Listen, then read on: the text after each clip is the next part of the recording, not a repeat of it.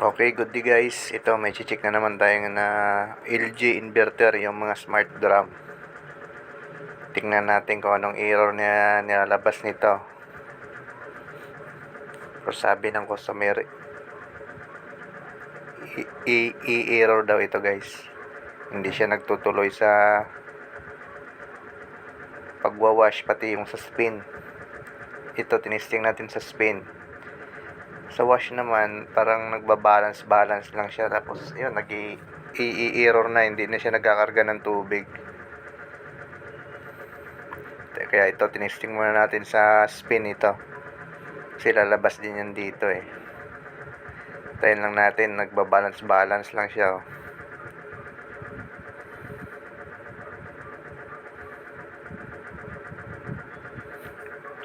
Yan guys, lumabas na yung pinaka-error niya. I-error ang lumabas.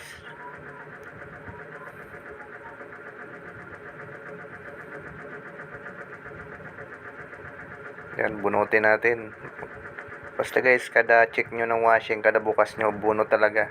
Kailangan mo bunutin nyo talaga yung pagkasaksak. Huwag nyo talagang kalimutan.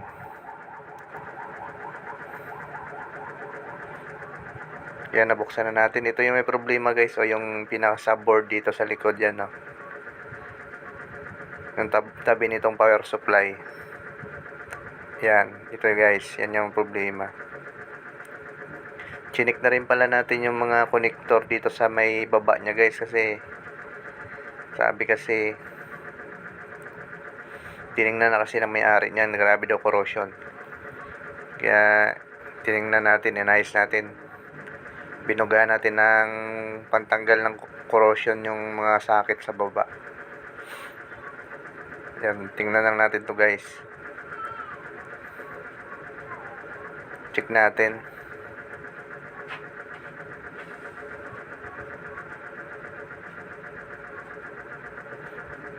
Ito yung may problema dyan guys. Itong dalawang sakit na to guys. Ito yung mga may maliit na wirings. Yan, sinusubukan namin natanggalin dyan, kaso ayaw na talaga matanggal. Talagang kinain na siya ng corrosion. Sobrang tigas na niya na. Pagpilitin pa natin yan, mga puto lang yan. Yan, ito yun, yung dalawa na to. Ito. Yan, kita niya naman, corroded na talaga yung loob niya. Yan, gagawin natin guys, operahan natin yung likod ng mga sakit na yan. Yung dalawa na yan, operahan natin yan. Tanggalin natin yung plastic niya. Yan, tulad nito. Tapos tanggalin na natin yung mga jelly na nakapan dyan, nakadikit. Yung protection niya.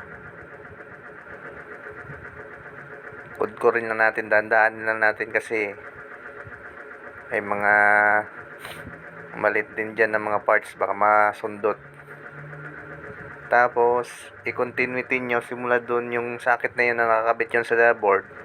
I-continuity nyo papunta doon sa binaklas nya sa likod, yung likod ng sakit na yon, yung mga pin doon, yung likod ng mga pin doon sa subboard. Yan, i-continuity nyo by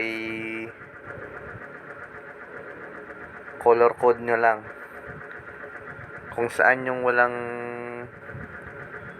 continuity simula dun sa likod na yon ng binaklas natin. Yun yung susuldahan natin ng mga yan, sinuldahan natin ng mga wire guys.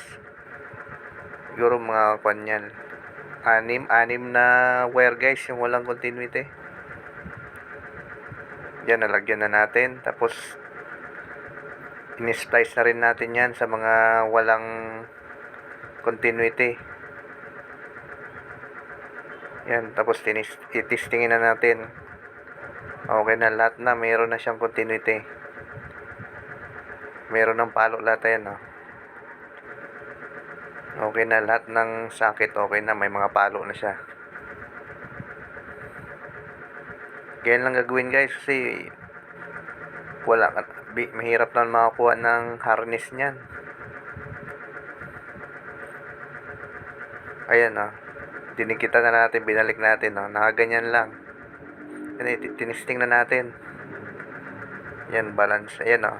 Nagbabalance na siya. Dapat kumarga ng tubig yan kasi pag hindi kakarga yan, yun, mag-i-i na naman yan.